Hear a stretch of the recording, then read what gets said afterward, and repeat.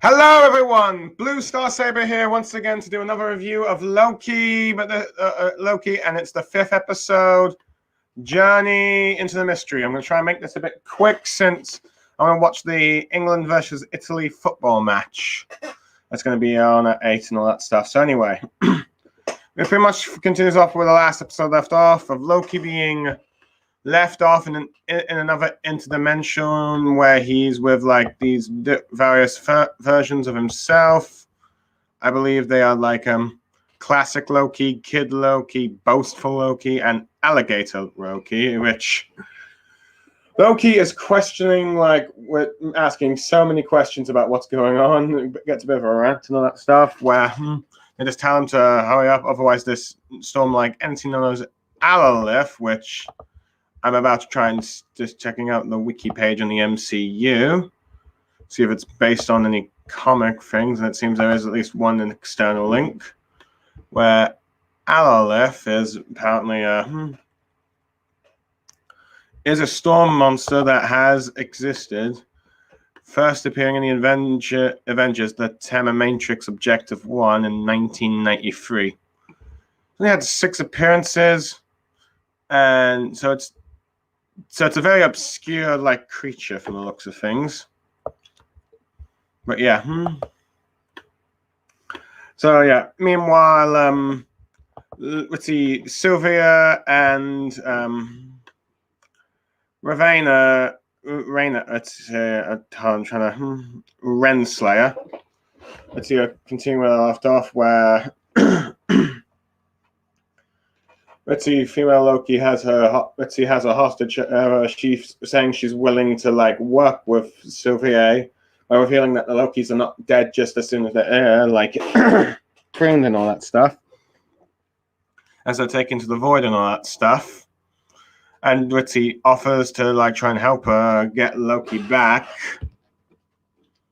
Let's see, and all that stuff. If she just follows her lead, which she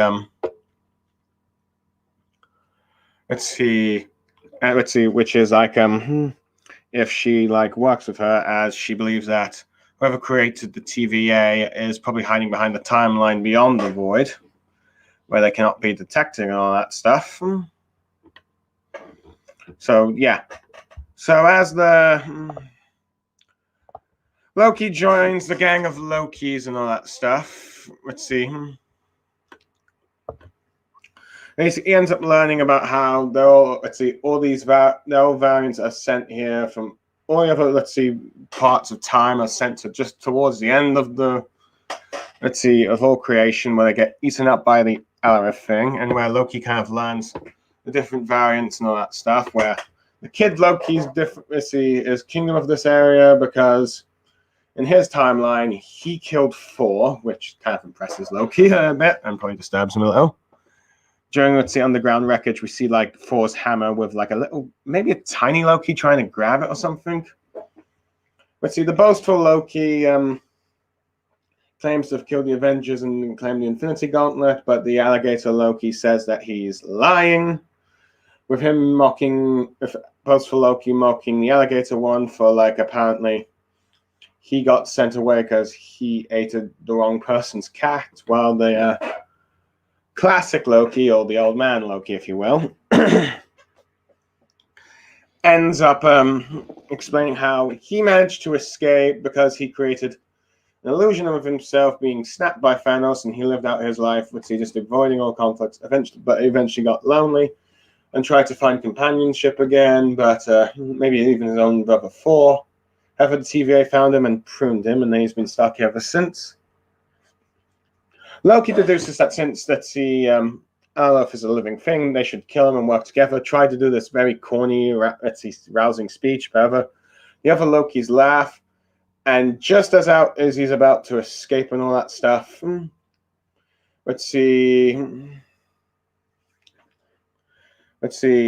about to leave the bunker. He is surrounded by an army of other variants of Lokis. An encounter this Loki that appears to be a President Loki and all that stuff. And had some end up in Hutch. Meanwhile, while this is going on, Renslayer, Sylvia are using this minute to try and find history on like the the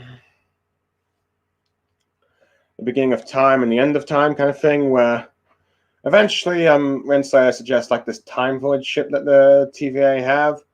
It tries to get Miss Minutes to find it and delay it. However, Sylvia doesn't trust her, and let's see, have them find the ship now. However, TVA agents arrive and all that stuff, and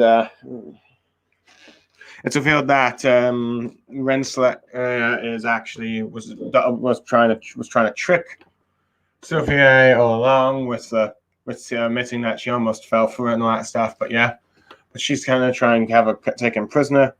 However, Sylvia, thinking that she has no other options, stabs herself with the pruning thing and disappears, with Renslayer assuming that she's dead. And then she and the other Minutemen end up leaving. Let's see, we go back to like all the Lokis, where the kid Loki, where the variants of Loki, where like Loki's group. It's so weird talking about all these versions of Loki. Let's see, ends up saying to thinking that our Loki has betrayed them. No, it's not the case, as it ends up revealing that boastful Loki has sold out King Loki to President Loki so he could become ruler of this land. However, he gets double-crossed by President Loki, saying that he's going to be the ruler, but then the other Lokis turn on him, which gets a very funny comment about how the classic Loki commenting about how all these Lokis always betray each other, all that stuff. Which, by the way, I think he might be betrayed. The classic Loki might be betrayed by that. Grand General from like Rise of Skywalker, I think. Let's see, but yeah, just as all the Lokis are double crossing each other, you get Alligator Loki biting off President Loki's hand, and then a scuffle ensues with all the Lokis trying to kill each other, including along with boastful Loki, while classic Loki, Kid Loki, Alligator Loki, and our Loki escapes. Of them commenting about it, with classic Loki commenting how Loki's always end up betraying each other in some pointless quest for power.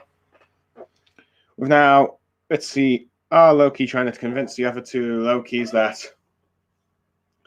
perhaps our best bet is to try and kill, Aleph or something.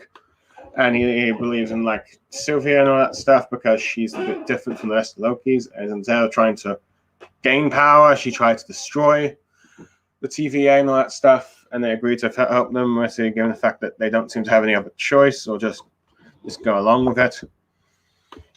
Meanwhile, Renslayer interrogates the imprisoned Hunter B-15, where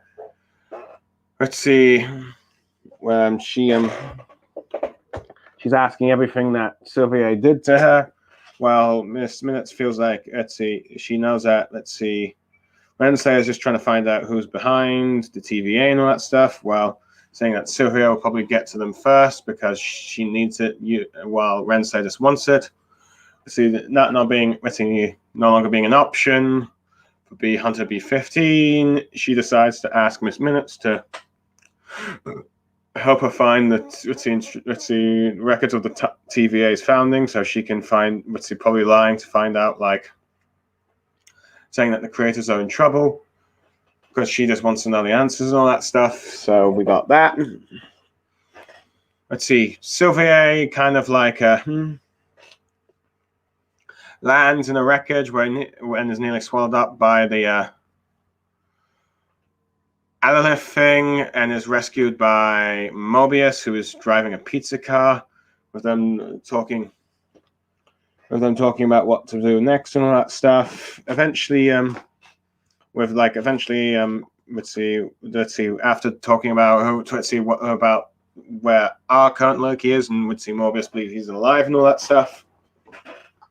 Eventually tells Mobius to head back, as the best bet of possibly trying to get past the void and all that stuff is to her to manipulate Aleph with her enchantment, since he's probably guarding who's actually behind the TVA and all that stuff. Anyway, Loki's group of Lokis end up with getting close to a creature where Loki feels like they're going to try and use a distraction, and then we kill it from the inside or from behind. Trying to use however, a battleship just arrives from some sort of navy and all that stuff, and just as they're about to fire at and as they're trying to defend themselves against Elarith, it swallows them home, killing them and all that stuff, which kind of discourages the Lokis a bit. Come up with a better plan. However, they run into Sylvie and Mobius, and they reunite and all that stuff with Loki trying to reveal his plan. However, Sylvie found his plan to be stupid, that her idea is better,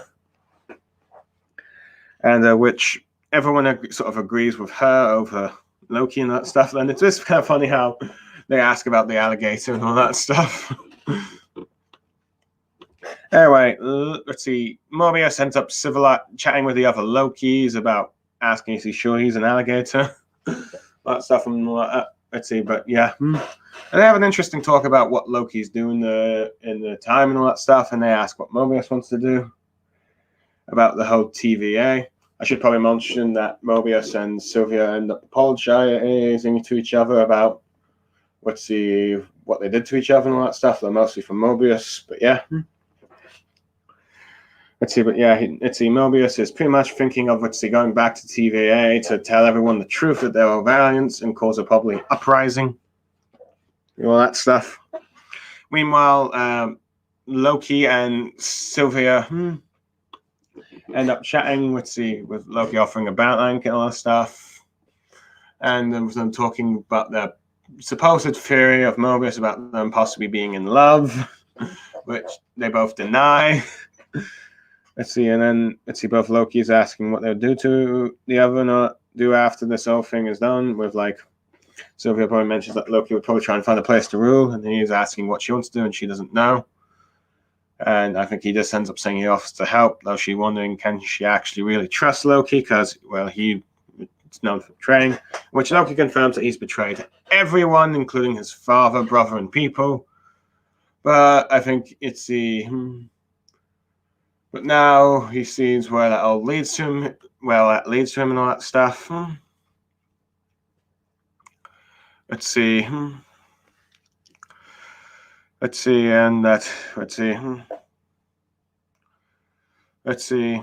that he decides that. I think what to say. Let me just get the wiki page up to see that. And he would not, having moved beyond, here we go, because he's finally beyond the narcissism behind his, all his previous betrayals, and he just realizes that it just leads him to nowhere and all that stuff. Anyway, just as the Lokis and Mobius are making their move, Mobius has been given the time pad by Sylvie to head back to TVA to cause, the uprising. However, our Loki insists on copying Sylvie. Mobius offers the other three Lokis to come along with him, but they decide to stay behind, as they know this is their home and all that stuff. And, yeah. So, as Mobius is gone, Missy says goodbye to, our Loki, hugging him and then whispering to Sylvia that you're my favorite. Missy, I'm pretty certain Loki probably heard, but yeah. And he goes to the TVA. The other Lokis parting ways with Sylvie and Loki. As they go to battle Eiloloth and kind of thing, as it starts with Loki trying to be a diversion for her to use the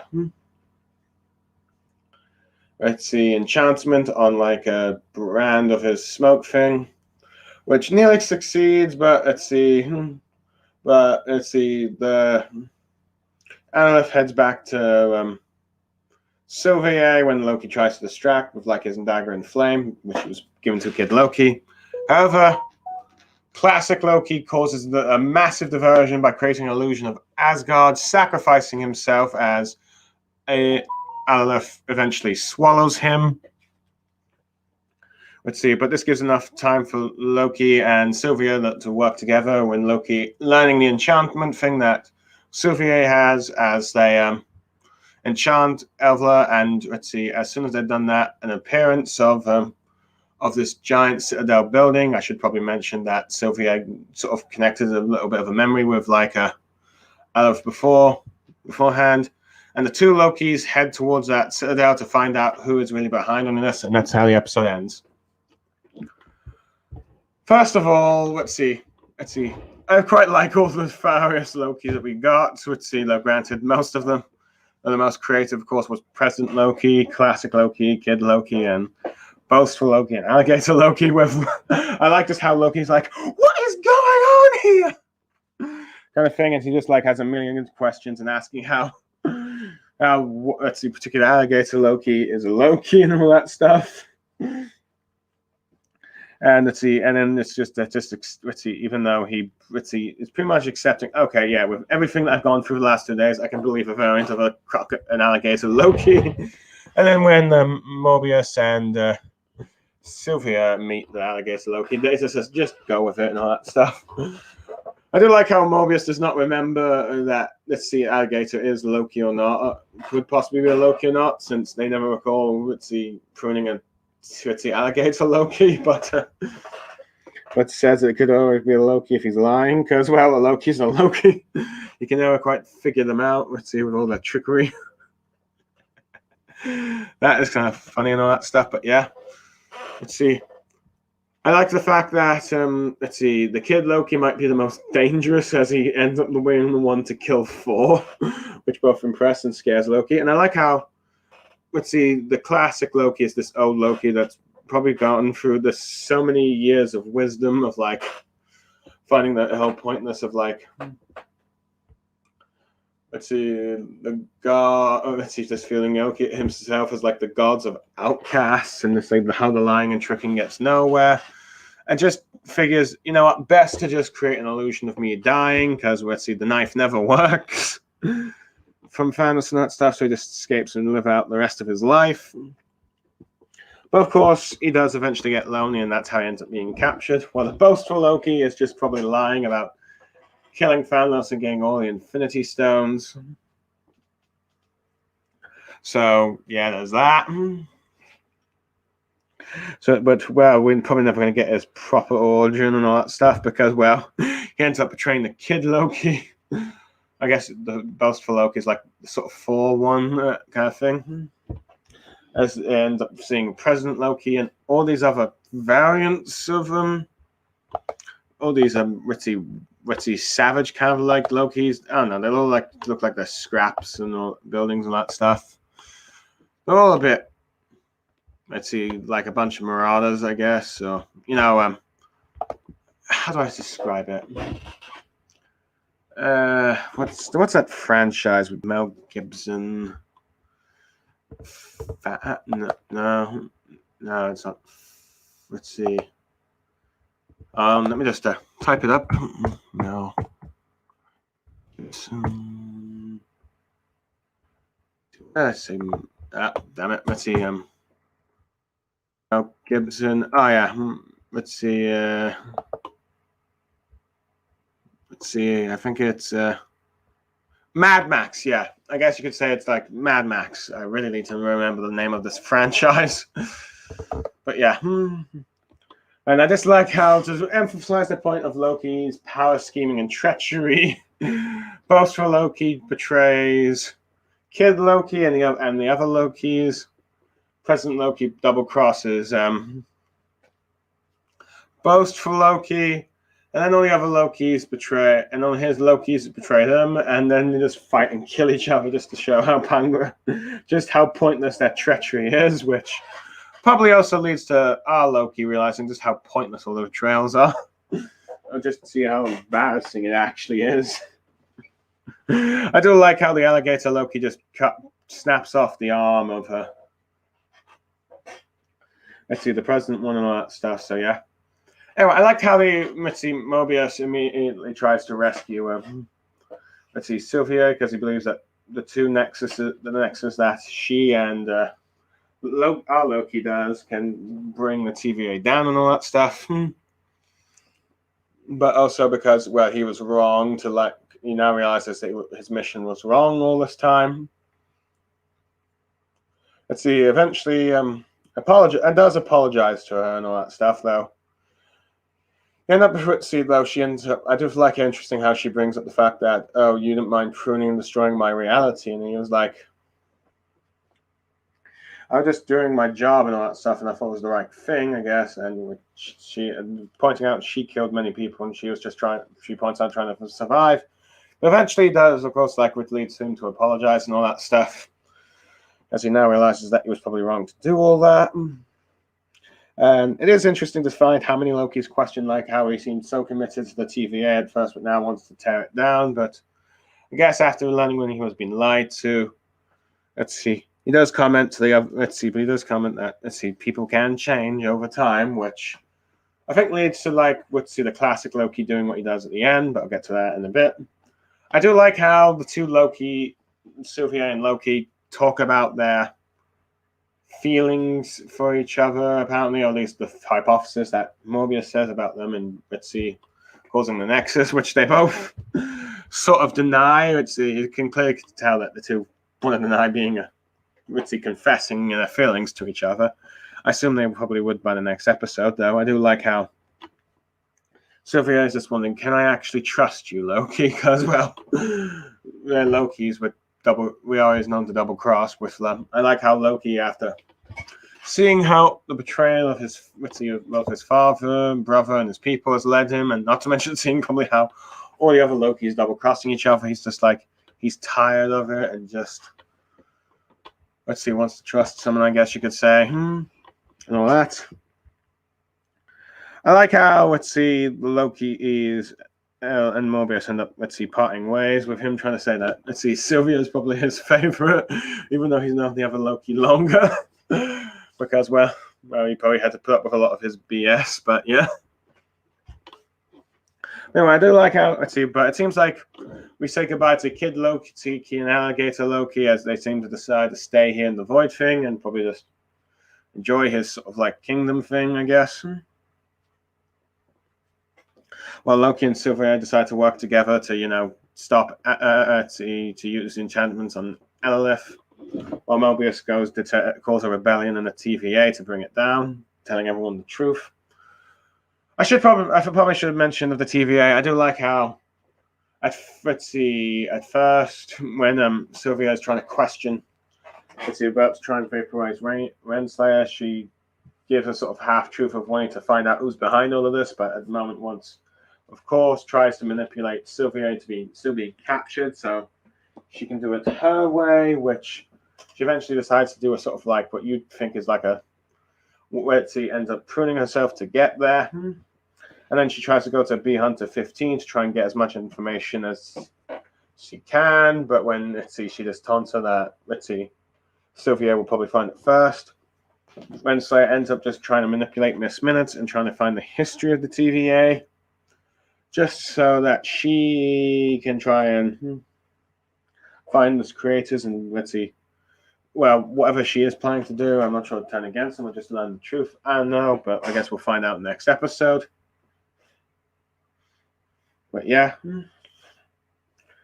So there's that. But anyway, I do like how Loki is willing to try and sacrifice himself so that Sylvia could get to distraction so Sylvia could use the enchantment. But when it doesn't work, he tries to rescue her. But it ends up being the classic Loki who finds a purpose of sacrificing himself to create this illusion of Asgard because he talks about how the illusion and all that stuff is much more powerful than a knife. We see just how powerful this Loki really is to create the entire city of Asgard. Aleph tries to swallow but doesn't due to the illusion, but eventually gets swallowed by Alawith and ends up being dead. So we've got a self-sacrificing Loki. Which is one hand is a shame because he was pretty interesting of a Loki, of being like a Loki that tricked his death, escaped, live a long life, and just realized just how pointless the betrayals are and likes the companionship and all that stuff. But he served his purpose, probably to give some pointers for Loki, the illusion stuff, and probably to find a purpose of trying to have companionship with Sylvia, whether that happens in the end with. So there we got that. And we get a cliffhanger of that building there where we'll probably find out next episode what is the truth behind the TVA and all that stuff. like I said, as the music hypes up like a final confrontation with whoever's behind all this. So yeah, overall, I'll give this episode a 9 out of 10. Loki has always been good on cliffhangers, and this is no exception. I like the growing I like the interaction between Mobius and Sylvia and him coming to good terms with our Loki. I like how Renslayer is trying to find her own way to try and figure out what's just happened with the timekeepers being fake and wanting to find out who's behind this, but still wants to try and cause stability with the TVA and all that stuff. And I like seeing all the different Lokis with particularly finding it funny how boastful Loki, President Loki, and his Lokis are trying to turn up across each other and then just end up fighting and kill each other in a ridiculous manner. I do like it to see the classic Loki with giving the sort of explaining how he survived and all that stuff, giving ideas of Loki for his probably growing character arc of probably finding companionship, and also asking how pointless the betrayals and all that stuff are, particularly with that, and seeing how ridiculously other Lokis are betraying each other. And I find the jokes about the alligator Loki to be funny. So yeah, overall a good episode. And but anyway, that's all I have to say, as I now want to go watch the English match against Italy. I'm Blue Star Saber, signing off. Thank you for joining me, and I'll see you for the last episode of the first season of Loki, episode 6, next week at some point. Let's see. Goodbye.